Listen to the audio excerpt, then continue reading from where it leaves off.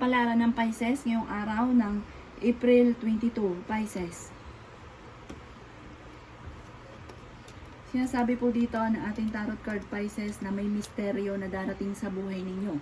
Meron daw pong magandang oportunidad tungkol sa usaping pera na darating.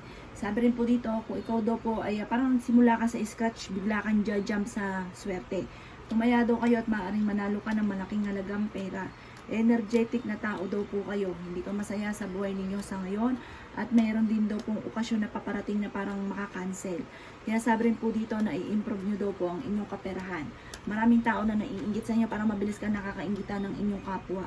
Yan sabi rin po dito na makakamit nyo kung ano man yung inyo pong mga pinapangarap. Bagamat alisin nyo yung pagiging ano daw po ninyo, parang mataas yung ego. Masyadong mataas ang ego. Sabi rin po dito, marami kang mga magagandang oportunidad na parang pinagsisisihan mo dahil nakalampas daw po